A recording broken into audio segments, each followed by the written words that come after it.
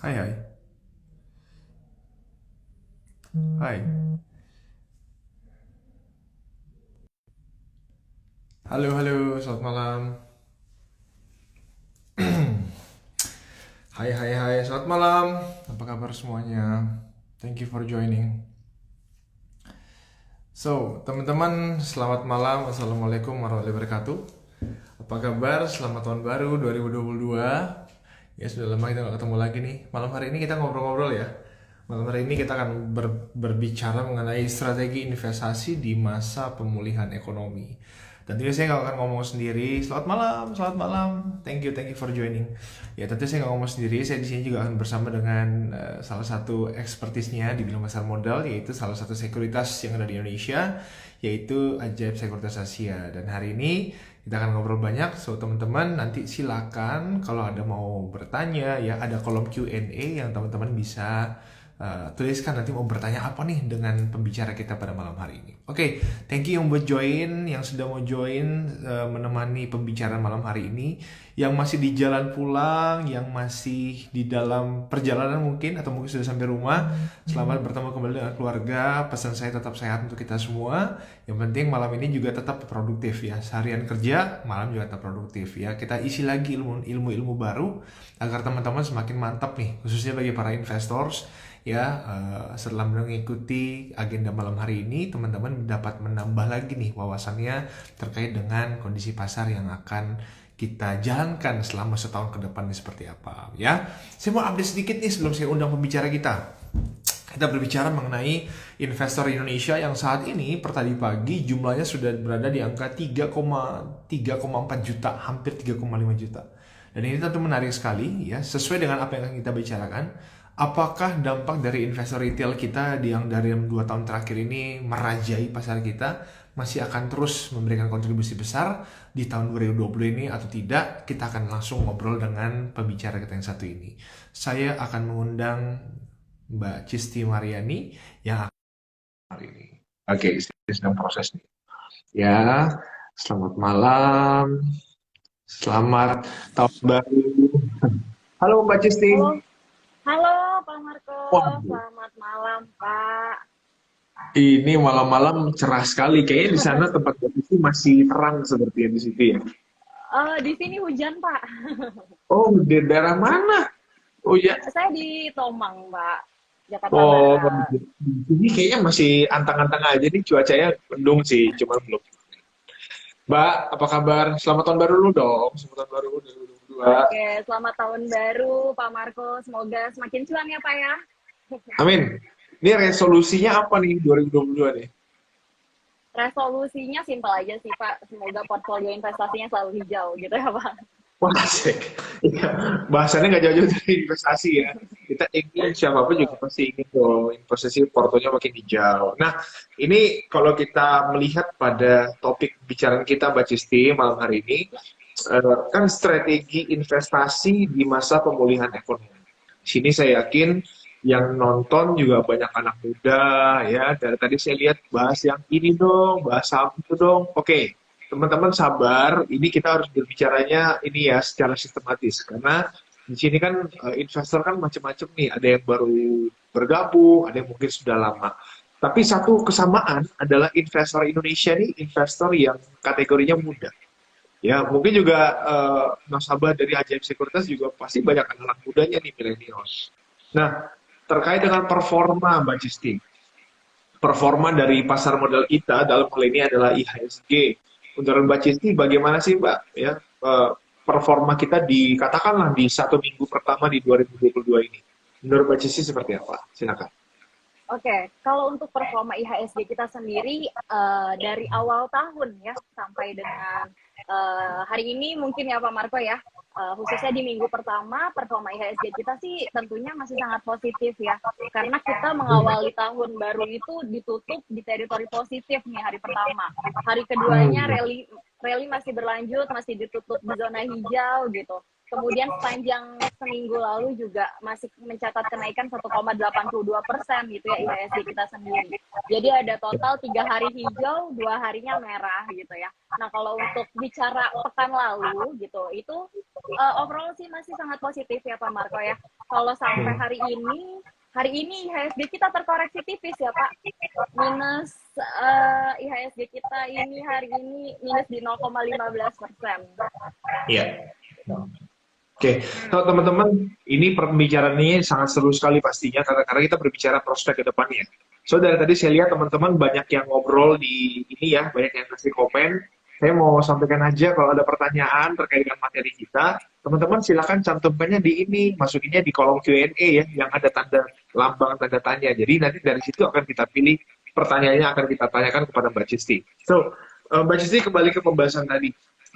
IHSG tahun lalu 2021 selama 1 tahun mengalami suatu perbaikan dalam arti mengalami peningkatan. Setelah sebelumnya di 2020 karena pandemik kita mengalami minus mencapai 5%. Lalu di 2021 kita berhasil rebound menjadi 10,8%. Nah ini kalau menurut Mbak Cisti nih, bagaimana prospek ke depan di tahun 2022 ini? Akankah tahun ini tetap akan masih akan terbang tinggi lagi, kita fly to the moon, atau gimana? Oke, kalau kita sedikit flashback, memang di tahun 2021 itu IHSG kita sih masih tumbuh juga ya Pak Marco ya, masih tumbuh 10,08% ya secara tahunannya. Dan IHSG kita ini sebenarnya juga bisa dikatakan performanya luar biasa karena merupakan peringkat keempat nih Pak kalau dari bursa regionalnya. Karena kita ini cuma selisih tipis dengan Straits Times Singapura, di mana Straits Times Singapura itu positif juga 10,13%, IHSG kita 10,08%. Bahkan kita bisa lebih unggul daripada indeks Malaysia ya Pak ya. Indeks Malaysia itu masih tercatat minus di sekitar minus 5%.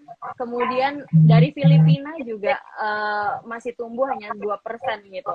Terus kalau kita lihat lagi dibandingkan dengan bursa Asianya, di pasar saham Jepang juga itu mereka masih tumbuh tapi tumbuhnya 4% gitu ya. Nah di Kospi Korsel juga masih tumbuh 3,6%. Jadi bisa dibilang IHSG kita tuh luar biasa lah performanya sepanjang tahun 2021. Tapi kalau kita compare dengan historikalnya, IHSG ya dibandingkan di 2020 ya di tahun sebelumnya lagi yang masih terkoreksi ya Pak. Tadi Pak Marco juga udah sebut. Ya ini ada perbaikan yang luar biasa ya Pak ya, kita juga patut apresiasi ini karena ternyata di sepanjang tahun 2021 di mana IHSG kita ini sebenarnya masih berdampak akan second wave dari COVID-19 juga ya Pak, tapi masih mampu ditutup positif begitu. Itu kan juga suatu pencapaian gitu yang luar biasa sekali ya Pak ya. Kalau bicara fundamental ekonomi sih, overall fundamental ekonomi kita juga masih strong ya, kita masih positif banget. Dari kemarin juga ada berita-berita ekonomi yang rilis dalam negeri itu beritanya positif semua, ekspor kita naik, PMI index kita masih di level ekspansif gitu.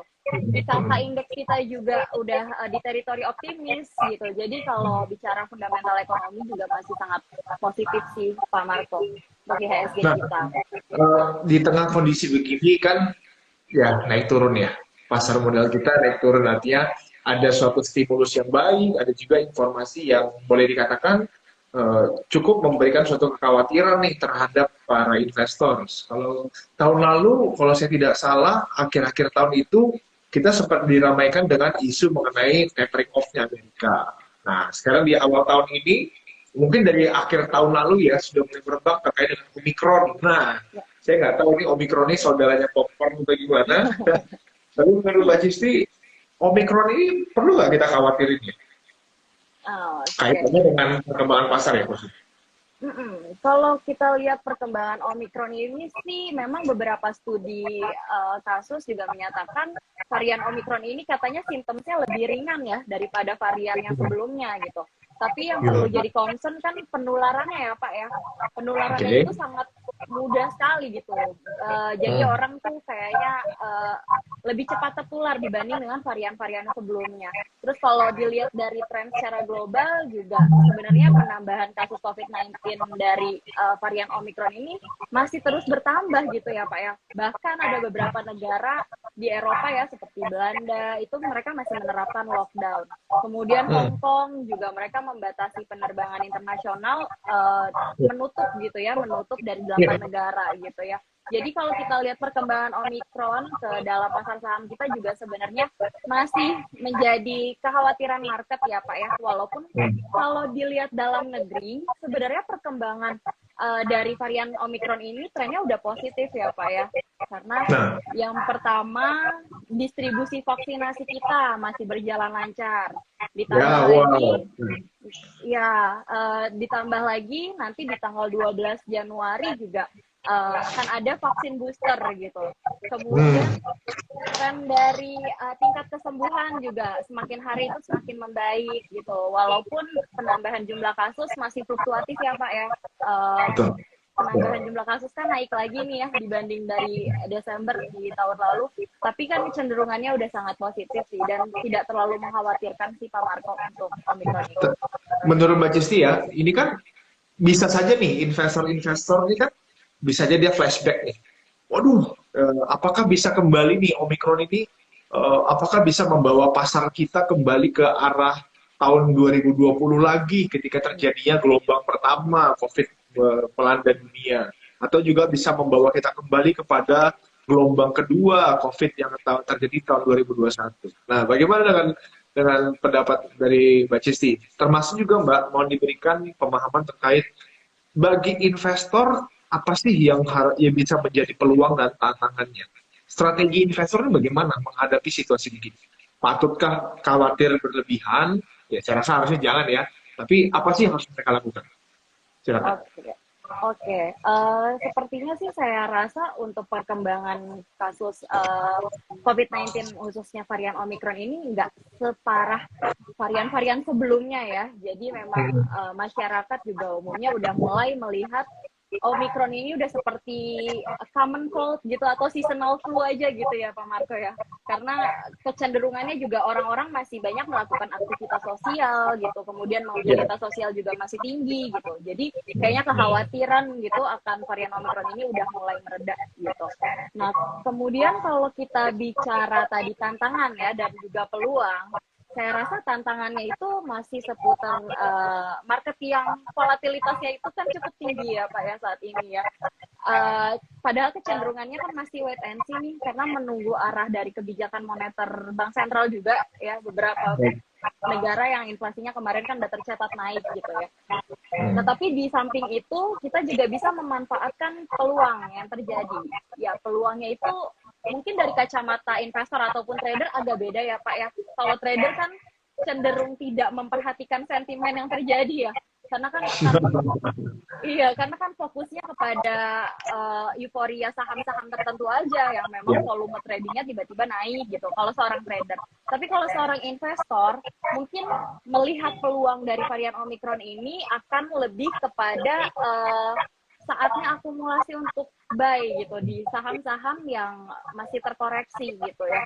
Karena banyak juga saham-saham yang kemarin fundamentalnya bagus, kinerja keuangannya juga kuat, tapi itu justru bergerak lagging gitu ya Pak ya. Jadi kalau untuk investor sih saya rasa bisa memanfaatkan momentum untuk buy on weakness gitu Pak di saham-saham yang masih di bawah. Oke, teman-teman tadi Mbak Cici ada menyampaikan terkait dengan tantangan dari sebuah case Omicron ini terhadap market kita ya, dan itu juga sudah dijawab dengan salah satunya stimulusnya adalah di Indonesia juga dari sisi vaksinasi juga sudah semakin wide ya, sudah semakin banyak ya. Saya punya data bahwa secara global ya vaksinasi di dunia yang telah menerima 2 dosis minimal itu sudah mencapai 49% secara dunia global. Tapi Indonesia sendiri sudah mencapai 41,29%. Nah, teman-teman, ini menjadi satu berita yang baik ya. Kalau berbicara yang cuma 1 kali dosis, kita udah lebih dari 80%. Tapi yang lengkap 2 dosis, itu sudah di angka 40%. Tambah lagi tadi Pak Cici sampaikan tuh, di 12 Januari nanti sudah ada yang booster nih, agar sudah semakin kuat lagi. So, teman-teman, ini harus menjadi suatu keyakinan, menjadi suatu semangat bahwa, ayo kita bisa ya. Karena kuncinya kita juga. Ya, jadi perkembangan ekonomi, ya pemulihan ekonomi dan juga pasar modal kembali ke kita juga. Nah, Mbak Cisti, tahun lalu dan juga tahun ini, mungkin tahun lalu dulu deh, sedikit mundur ya, sektor-sektor apa saja yang dari pemantauan Mbak Cisti dan tim yang telah melihat bahwa ini loh sektor-sektor yang mendukung kenaikan IHSG sehingga bisa mencatatkan suatu return sebesar 10,08%. Dan tahun ini kira-kira sektor apa yang dapat menjadi pilihan atau dapat diperhatikan oleh para pelaku pasar? Silakan. Oke, bicara performa IHSG yang memang positif di tahun lalu, tentu sektor yang kemarin itu sempat naik adalah sektor-sektor perbankan juga ya Pak ya, di Balik di perbankan lagi ya. betul, karena mengingat pembobotan di saham-saham sektor perbankan juga kan besar gitu ya pembobotannya untuk Ya. IHSG. Jadi IHSG yang hijau pasti kan saham-saham perbankannya tuh hijau gitu. Kemudian yang menopang kenaikan IHSG juga dari sektor komoditas Pak. Dimana kita tahu harga komoditas secara global juga kemarin kan udah rally tajam ya. Bahkan berapa kali itu harga coal global itu mencapai all time high gitu ya. Terus kalau untuk next-nya, sektor-sektor yang masih diuntungkan, kita ini kan arahnya udah mulai ke pemulihan ekonomi ya Pak ya. Karena indikator-indikator makroekonominya kemarin udah tercatat positif semua tuh pas rilis ya. Jadi melihat arah ekonomi yang kayaknya udah mulai pulih gitu, itu tentu juga sektor perbankan masih diuntungkan ya Pak ya. Karena kan pemulihan ekonomi itu kan pelaku usaha pasti kan akan berani untuk kembali ekspansi mereka punya bisnis, sehingga mereka juga memacu mereka untuk meminjam kredit ke bank, dan itu kan diuntungkan untuk saham-saham sektor perbankan. Ya, Nah, selain itu juga kalau kita lihat sektor yang masih potensial ke depannya, sekarang ini kan lagi rame negara-negara itu inflasinya tercatat naik ya Pak ya. ya, pemulihan ya. Betul. Nah, saham-saham yang diuntungkan ketika inflasi itu naik, mungkin boleh dipertimbangkan saham-saham defensif seperti saham-saham dari sektor consumer nih teman-teman.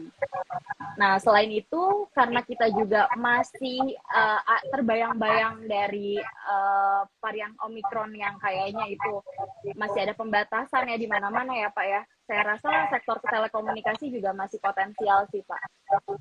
Ya, ya. So teman-teman, itu adalah beberapa pandangan ya sudut-sudut poin dari tim Ajaib dalam hal ini juga telah disampaikan oleh Mbak Cisti berkaitan dengan sektor-sektor yang tentunya masih potensial di tahun 2022 ini.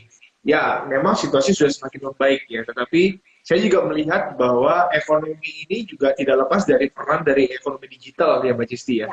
Artinya di mana-mana kita sekarang serba digitalisasi dan itu memang mempermudah, sangat memudahkan sekali. Sampai ya perkembangan pasar modal pun tidak lepas dari yang namanya penggunaan teknologi ini. Digitalisasi ini sangat membantu. Ini 3 tahun terakhir kan investor Indonesia kan melejitnya luar biasa sekali. Dan itu juga salah satunya adalah bagaimana investor dengan mudah sekarang menjadi bagian dari pasar modal Indonesia. So, Mbak Cisti, kalau kita melihat dari sisi perusahaan-perusahaan yang tercatat di bursa, ya, tahun lalu kita telah mencatatkan 54 perusahaan yang mencatatkan dirinya listing di Bursa Efek Indonesia. Artinya banyak juga suatu tindakan korporasi yang dilakukan oleh para perusahaan tercatat. Bagaimana menurut Mbak Cisti, artinya baik itu yang dia listing di bursa ataupun ada juga perusahaan-perusahaan yang dibagi dividen. Investor harus seperti apa menyikapi hal seperti ini? Ini menjadi suatu peluang atau tidak sih? Ya. Iya, oke. Memang ya Pak, kemarin itu tahun 2021 itu merupakan tahun yang ramai juga ya, beberapa listed company dalam hal ini emiten banyak melakukan aksi korporasi. Ada yang melakukan right issue untuk memenuhi modal inti gitu ya Pak ya, bank-bank ini gitu. Kemudian stock split gitu, lalu juga ada buyback gitu. Kemudian juga banyak yang bagi dividen juga ya. Dividen jumbo bahkan ya Pak ya. Nah, kalau saya lihat sih memang trennya ini kecenderungannya positif ya Pak ya. Kalau untuk seorang investor umumnya kalau dividen ya tentu dividen yang jumbo pasti kan akan meningkatkan demand akan suatu saham itu lebih tinggi lagi ya. Jadinya harga saham itu bisa terkerek naik nih menjelang kumdetnya nih terutama ya. Periode-periode kumdetnya pasti dibawa naik saham itu. Terus kalau untuk right issue, nah gimana investor menyikapinya? Mungkin investor bisa mempertimbangkan dana after right issue itu digunakan untuk apa? Kalau untuk Ya. memang untuk ekspansi mereka punya bisnis atau mungkin mereka akan inovasi produknya itu masih positif ya Pak ya. Tapi kan kalau untuk utang ini kita lain lagi nih bicaranya ya. Untuk memenuhi kewajiban itu kita lain lagi bicaranya. Nah, kalau dari stock split sendiri juga umumnya masih dinilai positif karena kan akan lebih liquid lagi ya kalau harganya itu jauh lebih terjangkau gitu. Apalagi tadi Pak Marco juga udah sebut pertumbuhan investor retail kita ini luar biasa ya Pak ya dari tahun-tahun lalu semenjak pandemi ya Pak ya. Betul. Ya, sangat sangat cepat sekali dan itu ternyata memang dampaknya juga besar. Apalagi sekarang kita lihat dengan masifnya investor domestik yang dikuasai oleh anak muda, itu juga terlihat tercermin dari aktivitas transaksi dalam satu hari itu didominasi oleh domestic retail Indonesia. So, ini 3 sampai 5 tahun terakhir memang menjadi tahunnya orang-orang Indonesia. Dan ini kan tentunya tidak lepas dari yang namanya edukasi ya. Nah, tadi Mbak Cisti ada nyampaikan soal teman-teman bisa nih lebih mengandalkan saham-saham yang sifatnya defensive stock. Ada yang ngerti nggak defensive stock itu apa? Nah, itu perlu diketahui ya. Jadi teman-teman menjadi investor bukan hanya sekedar jual beli. Jadi investor teman-teman juga harus memperdalam ya pemahaman, ya memperdalam kamus-kamus mengenai investasi pasar modal. Kalau dibilang defensive stock itu apa sih? Ada yang istilahnya cyclical stock seperti apa? Teman-teman bisa dapatkan segala informasi itu melalui kelas-kelas edukasi yang selalu dilaksanakan oleh Bursa Indonesia dan juga bersama dengan agen Sekuritas Asia. So teman-teman, ini adalah suatu informasi yang dapat diperoleh yang dengan sangat mudah sekali. Jadi teman-teman bagi yang baru jadi investor, jangan takut dan jangan ragu untuk menambah pemahaman teman-teman.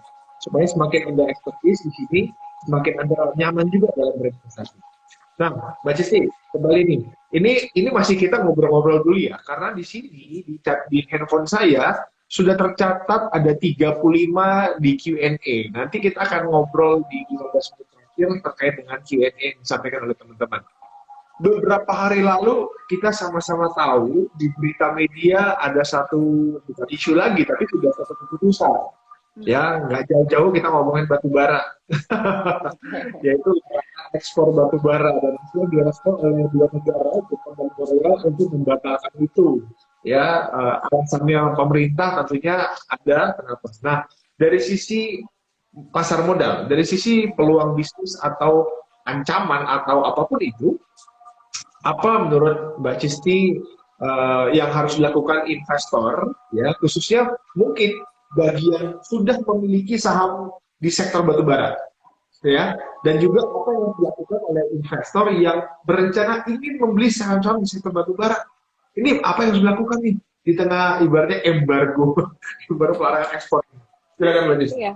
Oke, memang kita di awal tahun juga agak sedikit dikejutkan ya Pak ya dengan berita itu ya. Tiba-tiba larangan ekspor batubara diberlakukan gitu ya selama sebulan dari awal Januari hingga akhir Januari di 2022.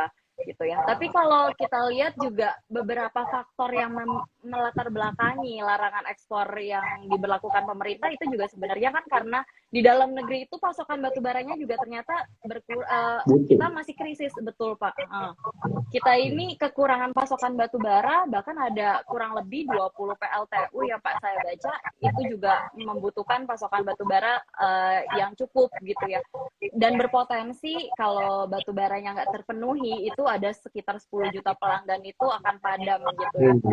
Nah, ya tapi kalau bicara potensi ya dari saham coal atau batubara sendiri, secara jangka pendek ataupun menengah, kalau saya rasa sih demand-nya masih cukup tinggi ya Pak. Karena kan kita lihat juga tren sekarang kan kayaknya udah mulai recovery ekonomi, di mana kan recovery ekonomi ini juga pasti penggunaan listrik akan semakin bertambah ya Pak ya. Jadi untuk secara jangka menengah ya memang masih cukup prospectable. Mengingat dividen batubara juga biasanya membagi dividennya besar-besar banget ya Pak ya. Dividen yield-nya itu gitu. Jadi dengan pertimbangan kinerjanya juga yang di kuartal 3 kemarin juga udah tercatat, bahkan tumbuhnya itu ada yang triple digit gitu pertumbuhan laba bersihnya gitu. Tapi kalau kita bicara jangka panjang, mungkin masih challenging ya Pak ya, karena kalau kita perhatikan kan batu bara ini kan energi fosil yang memang proses pertambangannya itu kan tidak ramah lingkungan ya Pak ya. Jadi untuk ke depan mungkin akan sedikit kurang menarik ya Pak ya. Kecuali kalau memang emiten-emiten batu baranya itu mereka sudah diversifikasi bisnisnya. Tapi kalau kita perhatikan memang saham-saham batu bara yang besar ya Pak ya, kayak big caps-nya ya kayak Adaro gitu, kemudian Harum, itu juga mereka udah punya bisnis yang sebenarnya udah mulai ekspansi lagi sih, kayak Adaro yang udah fokus juga ke smelter nikel gitu ya. Jadi saya rasa sih masih cukup potensial juga untuk emiten-emitennya sih Pak harusnya.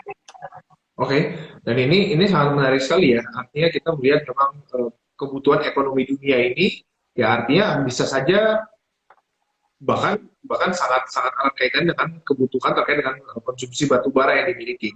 Tapi saya tertarik ketika tadi Mbak Cici menyampaikan dengan ada sedikit ancaman lah artinya untuk tidak ramah karena dia tidak ramah lingkungan. Dan sekarang kita juga lagi ramai sejak tahun lalu sudah mulai mengarahnya ke arah ESG, ya Environmental Social Governance. Nah ini tentu sedikit banyaknya investor pasti bertanya, bagaimana 50-50 peluang-peluang dari yang namanya apakah saya akan tetap pegang di batu bara, artinya industri seperti ini yang dalam tanda kutip mungkin kurang ramah lingkungan, atau sekarang sudah harus switching juga ke arah saham-saham yang tentunya memiliki tanggung jawab terhadap lingkungan, ya. Karena kita sudah punya indeks khusus yaitu ESG Years 20 nih, dan itu isinya adalah saham-saham yang memang memiliki punya tanggung jawab terhadap corporate governance terkait environment ya. Nah ini menurut Mbak Cici bagaimana? Ya, kalau saya rasa sih menurut saya pribadi ya Pak ya, kita sebagai seorang pelaku pasar memang harus adaptif nih, melihat perubahan yang pasti akan terjadi gitu ya di market. Tentu switching kita punya saham itu juga di portfolio investasi juga kadang juga dibutuhkan ya. Apabila misal kita udah melihat kayaknya nih arah kedepannya akan lebih kepada saham-saham yang ramah ESG. Nah itu juga kan otomatis kita harus pertimbangkan hal tersebut gitu ya, bahkan dari sekarang mungkin. Karena kenapa? Karena nanti kedepannya bisa saja kita katakan Big Fund juga udah mulai ke arah sana ya Pak ya. Jadi ya bisa saja nggak menutup kemungkinan ada kebijakan dari Big Fund juga kepada saham-saham pilihannya itu ke saham-saham yang udah mulai green energy, udah mulai ESG gitu ya, udah mulai energi baru terbarukan gitu. Jadi ya sebagai seorang pelaku usaha ya harusnya kita pelaku usaha ya kita seharusnya udah mulai adaptif sih, bisa menyesuaikan. Baik, so teman-teman jadikan itu sebagai landasan pengambilan keputusan Anda. Artinya Anda perlu mendapatkan insight-insight nih terkait dengan strategi investasi teman-teman, khususnya untuk jangka panjang juga. Ya karena tadi sampaikan Mbak Cisti, ya saat ini memang kita masih menggunakan energi-energi yang konvensional seperti itu. Tapi tidak boleh tutup mata bahwa saat ini juga sedang dijalankan ya banyak. Ini sedikit cerita bahwa ESG ini tanggung jawab sosial terhadap lingkungan ini dicetuskan waktu itu kalau di Paris ya. Jadi negara-negara itu sepakat nih untuk bagaimana caranya untuk meredakan iklim ini yang saat ini kondisinya sudah memprihatinkan ya. Ya ini kalau nggak salah sih selama pandemi 2 tahunan ini cuaca agak membaik nih, cuaca dunia. Saya lihat beberapa di global foto dunia itu sekarang keren gitu karena asapnya udah berkurang. Jadi apakah akan pandemi terus ya? Saya rasa tidak karena sekarang Jakarta juga udah mulai macet sih, udah kembali ke gaya lamanya di Jakarta, di mana-mana udah pada macet ya. So, Mbak Cisti, di dalam market Indonesia kita mengenal beberapa musim pasar modal maksudnya. Ada yang dikatakan misalnya January effect, ya. Ada yang dibilang misalnya window dressing akhir tahun, ada juga mungkin yang ibaratnya sell on May atau apalah itu namanya. Nah, menurut Mbak Cisti, kalau tahun lalu kita window dressing-nya itu orang biasanya prediksinya mungkin sekitar November Desember, tapi ternyata IHSG kita bahkan bergerak lebih cepat. Tahun lalu kita bahkan mencetak IHSG yang lebih tinggi, katakanlah the highest record ever dalam dunia pasar modal Indonesia. Banyak orang beranggapan bahwa itu adalah prematur, dalam arti kecepatan nih, katanya begitu ya, kecepatan nih, ya apa, akhir window dressing akhir tahunnya kecepatan. Nah, pertanyaannya, apakah sekarang January effect itu masih bisa dikatakan berlaku, sedang terjadi? Apakah ada dampak dari percepatan kenaikan IHSG yang terjadi di akhir tahun lalu? Menurut Mbak Cisti gimana? Oke. Kalau saya sih melihatnya ya Pak, karena kemarin IHSG kita itu di bulan Desember kenaikannya juga belum cukup signifikan naiknya ya. Padahal bisa dikatakan sebenarnya Santa Claus Rally itu masih terjadi, window dressing pun juga masih terjadi gitu ya di saham-saham tertentu gitu. Jadi saya pikir potensi untuk Januari effect itu terjadi masih memungkinkan sih Pak. Dan kalau kita bicara teknikal juga tadi Pak Marco udah sebut memang betul kenaikan IHSG kita juga sebenarnya udah sejak awal bulan Oktober ya Pak. IHSG kita ini udah tercatat higher high higher low terus, bahkan kita juga sempat menyentuh all time high-nya di tanggal 22 November ya, di sekitar level 6754 all time high kita untuk IHSG. Jadi saya rasa sih untuk saat ini juga masih berpotensi menyentuh all time high tersebut ya Pak. Untuk kemudian resisten berikutnya ada di sekitar 6782 gitu. Jadi untuk potensi Januari effect menurut saya sih masih memungkinkan Pak. Oke, so teman-teman, itu jawaban dari Mbak Jessi. Jadi teman-teman silakan lihat ya. Artinya kembali yang namanya rekomendasi itu adalah rekomendasi. Tapi yang memutuskan ya, yang akhir mengambil keputusan terakhir adalah investor itu sendiri. Jadi teman-teman lihat dari berbagai macam perspektif agar investasi Anda memang disesuaikan dengan profil risiko Anda. Mbak Jessi, ini pertanyaannya sedikit di luar dari masalah outlook lah ya, tapi lebih ke arah investor yang ada di Indonesia.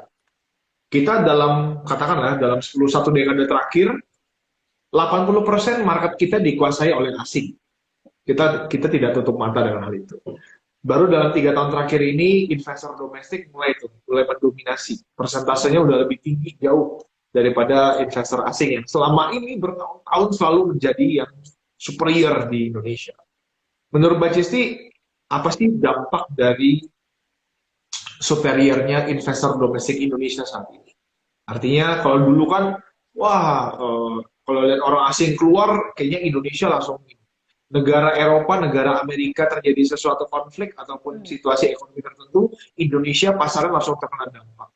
Sekarang dengan kondisi begini, dengan terjadinya domestic retail yang lebih mendominasi, sangat superior dibandingkan investor asing, apakah kejadian-kejadian case seperti dulu itu bisa terjadi dalam arti bisa mempengaruhi pasar kita? Dan kalaupun bisa, seberapa parah bisa mempengaruhi?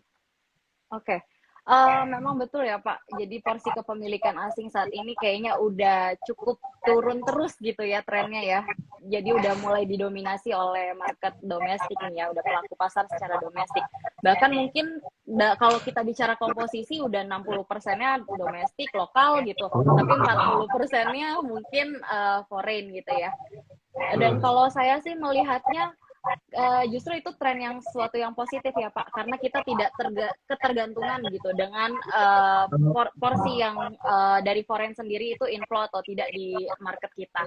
Bahkan beberapa kali di tahun lalu juga IHSG kita itu masih tetap bisa atau mampu ditutup di positif, padahal foreign-nya itu net sell gitu ya Pak ya. Jadi kalau menurut saya berkaca keadaan atau kondisi market kita saat ini dibandingkan dengan dulu, mungkin bisa kita katakan agak flashback ke 2013 ya Pak ya. Waktu itu kan terjadi tapering tuh. Ya, tapering, tapi bursa saham kita itu bisa minus, bisa koreksi dalam banget, bahkan koreksinya tuh mungkin sampai 20% gitu ya Pak ya. Nah, kalau hari ini market kita ini kan porsi kepemilikan asingnya udah mulai berkurang, udah mulai didominasi oleh domestik, sehingga apapun gitu sentimen atau flow dari foreign sendiri itu tidak terlalu mempengaruhi kinerja IHSG kita sendiri sih Pak. Jadi itu trennya sih jauh lebih positif gitu. Harusnya lebih optimis ya. Harusnya sekarang kita harus menyadari, investor domestik itu harus menyadari bahwa ini loh momennya investor Indonesia yang selama ini diidam-idamkan. Ya, karena selama ini kan kita selalu menjadi followers nih.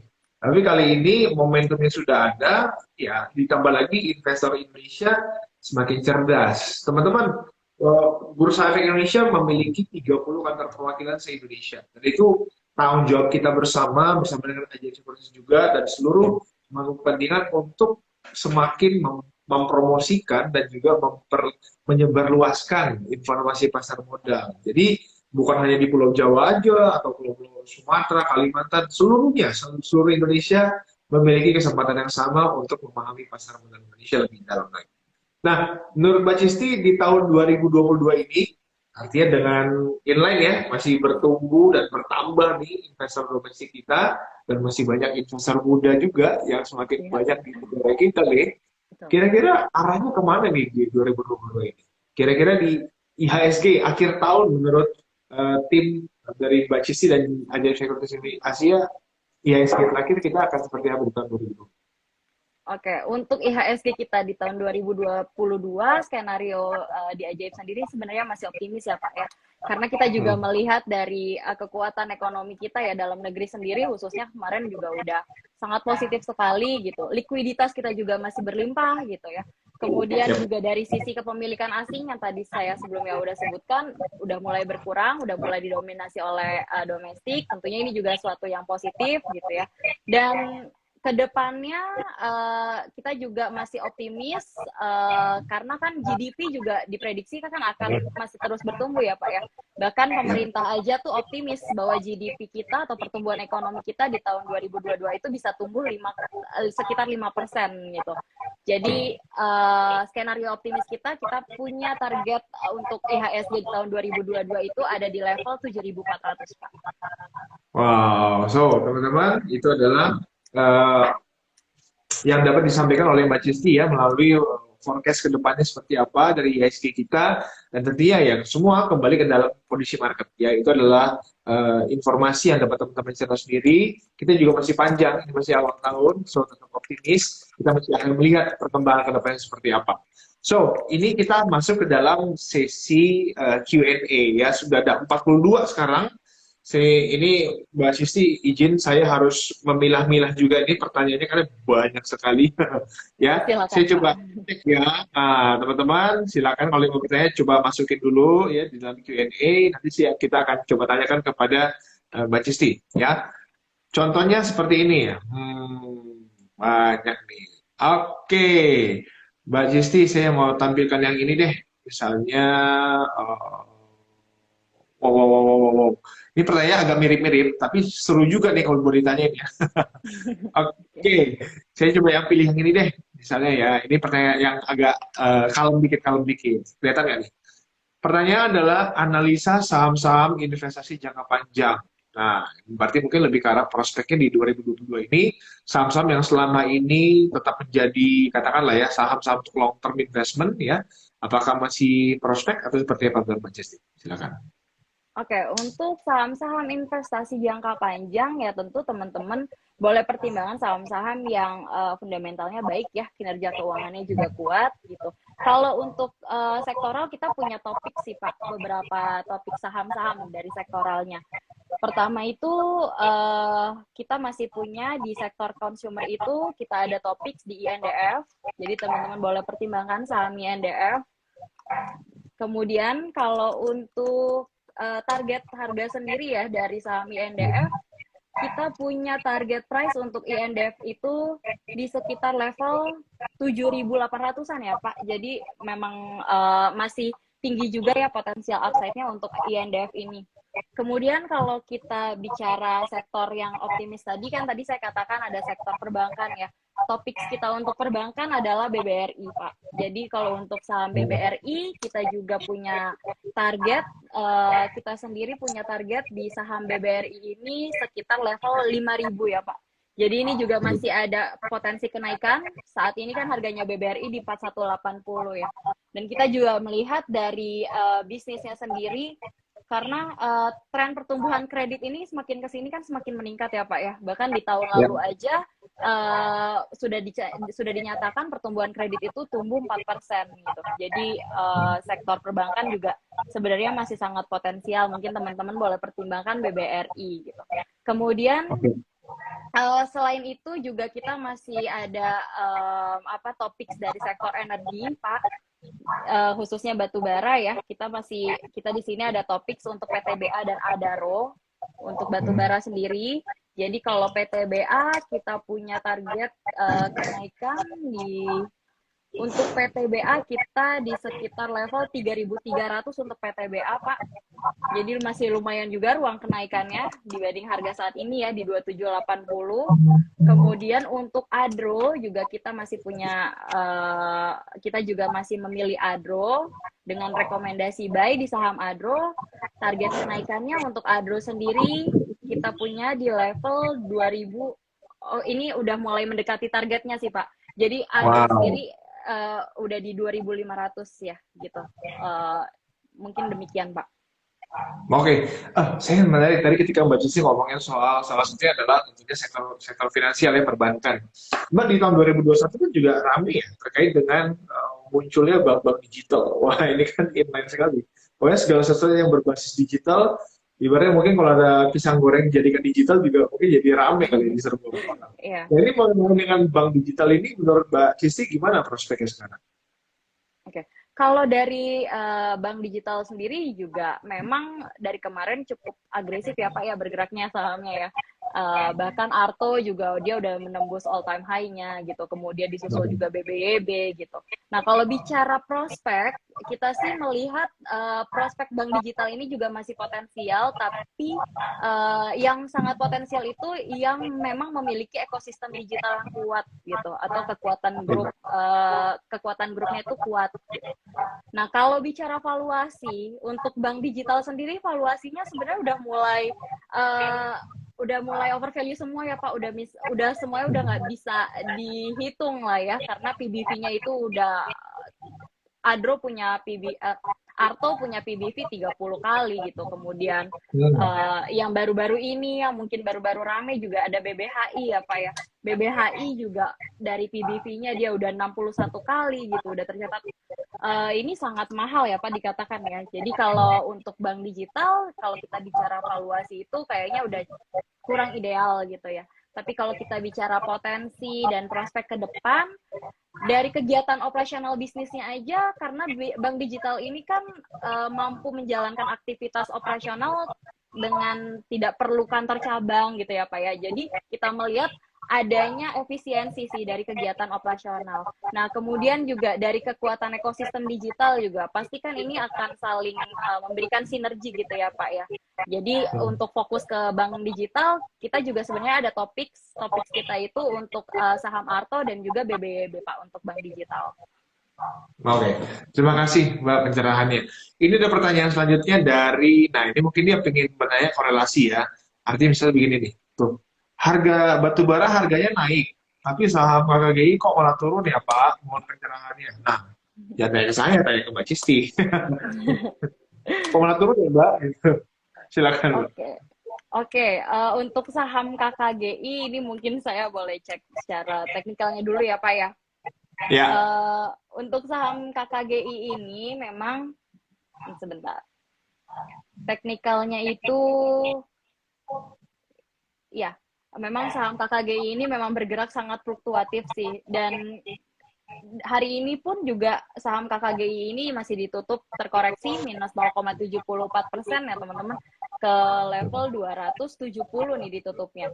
Dan di sini juga kita lihat dari sisi volume itu juga udah cenderung turun dibandingkan volume-volume di hari sebelumnya.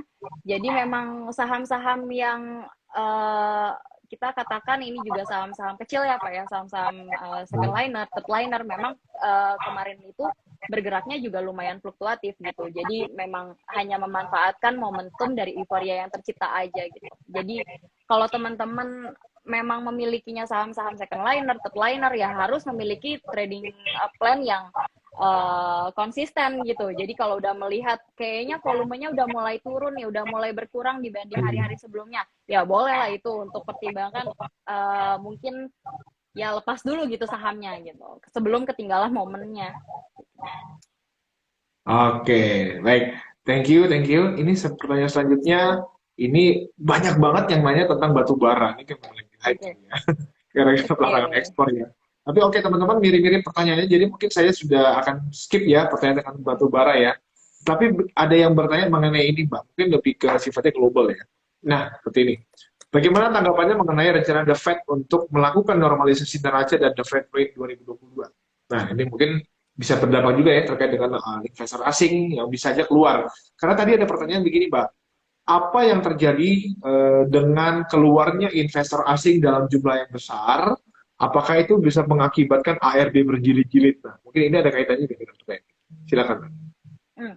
Oke, kalau tanggapan saya mengenai rencana The Fed yang kayaknya udah mulai kembali mengetatkan kebijakan moneternya ya, itu memang perlu dilakukan karena memang melihat inflasi juga kemarin udah tercatat naik terus gitu. Kalau inflasinya naik terus kan yang dikhawatirkan apa? Yang dikhawatirkan terjadinya overheat ya, ekonomi yang overheat atau inflasi yang naik terus-terusan sehingga akan hyperinflation gitu.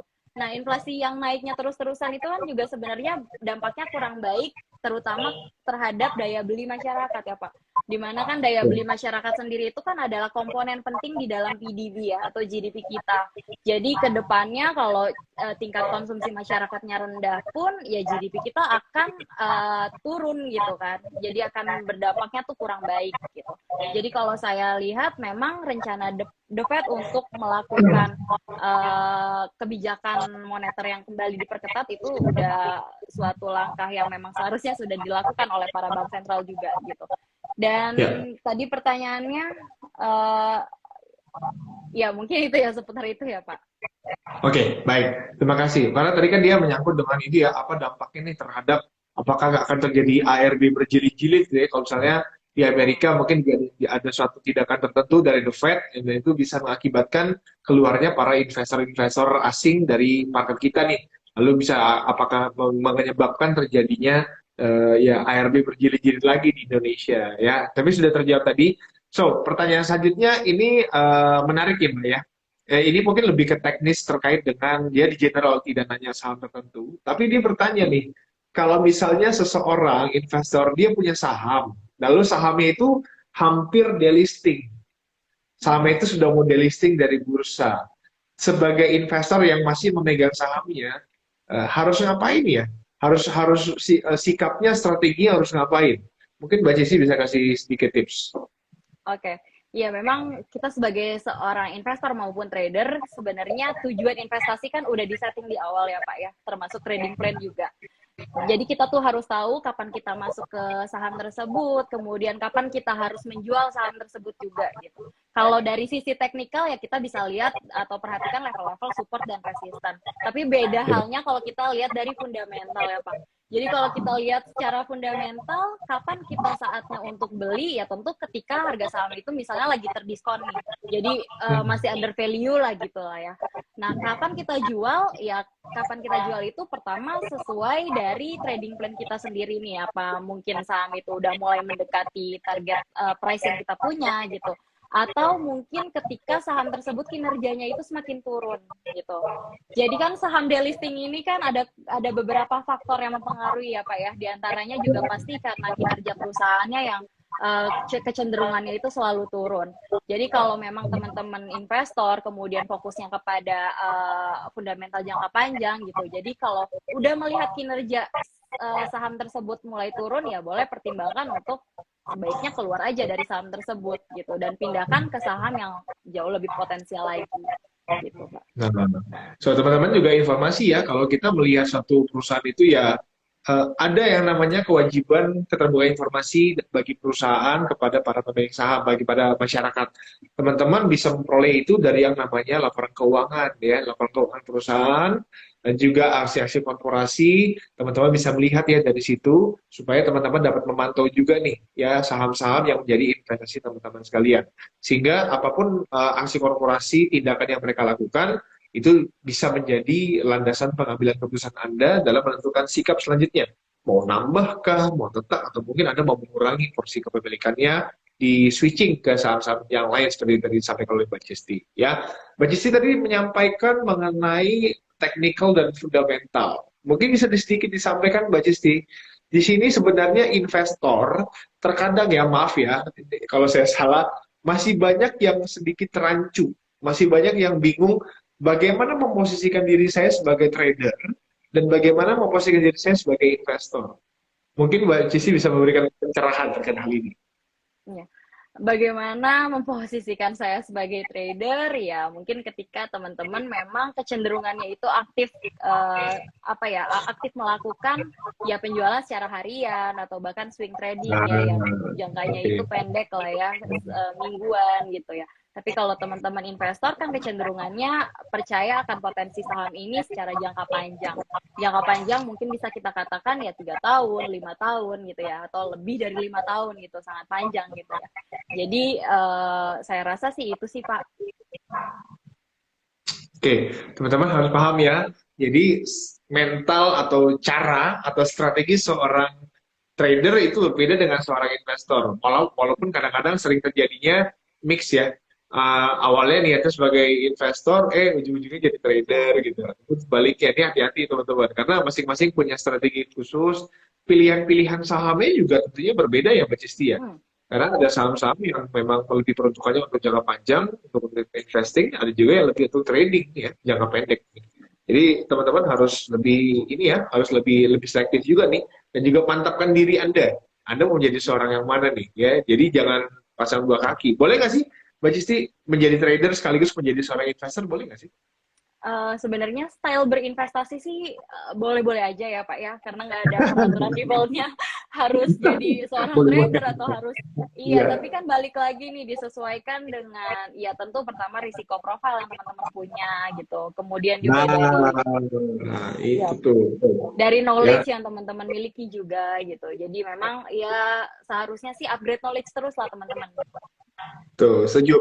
Nah, teman-teman ini kan banyak nih ya investor baru yang kadang-kadang ya karena kemajuan teknologi di media sosial itu ya udah akhirnya tidak memahami pasar modal itu sedalam-dalamnya gitu. Lebih banyak mengikuti dari sisi media sosial. Nah, Hmm. mungkin Mbak Cici bisa kasih tips nggak sih bagi investor yang baru banget masuk ke dalam pasar, langkah-langkah apa sih Mbak yang harus mereka ikutin? Katakanlah dia bergabung di pasar modal menjadi investor tapi memang tidak melalui proses pembelajaran, melalui kelas-kelas edukasi gitu ya. Hmm. Lalu langkah apa yang harus mereka lakukan? Yang pertama sebelum kalau teman-teman ini pemula banget, tentu money manajemennya tuh harus wise dulu ya, harus bijak dulu. Jadi gunakan uang dingin lah teman-teman untuk investasi. Nah, yang kedua, kenali profil risiko yang teman-teman punya. Apakah teman-teman ini orang yang konservatif atau memang teman-teman risk taker gitu ya. Kalau risk taker ya silakan aja gitu ya. Kalau teman-teman mau terjun karena kan saham juga termasuk instrumen investasi yang high risk Ya. gitu. Nah, kemudian strateginya sih paling kalau menurut saya kalau teman-teman masih pemula banget boleh tolong mindsetnya itu disetting untuk investasi saham itu adalah nabung gitu teman-teman. Jadi di awal-awal itu sebaiknya teman-teman harus punya mindset yang ya udah ini jadikan investasi ini adalah sebuah tabungan gitu. Nah selain itu juga pihak regulator ya juga udah menyediakan indeks-indeks gitu yang mungkin boleh teman-teman lihat karena itu juga bisa dijadikan acuan untuk pemilihan saham pertama teman-teman. Boleh lihat misalnya saham-saham yang liquid, dia bisa dilihat di LQ45, saham-saham yang bagi dividen jumbo bisa dilihat di IDX ID20 gitu ya, atau saham-saham yang mungkin syariah nih mungkin teman-teman maunya juga bisa dilihat di indeks JII gitu. Jadi paling itu sih Pak tipsnya dari saya. So, saya rangkum nih. Jadi ada 4 tips dari Mbak Cisti nih terkait Anda yang mungkin sebagai investor pemula ya ingin menjadi investor yang benar nih, dan benar dalam arti strateginya ya. Teman-teman perlu menerapkan yang namanya money management ya. Jangan berinvestasi dengan dana utang ya.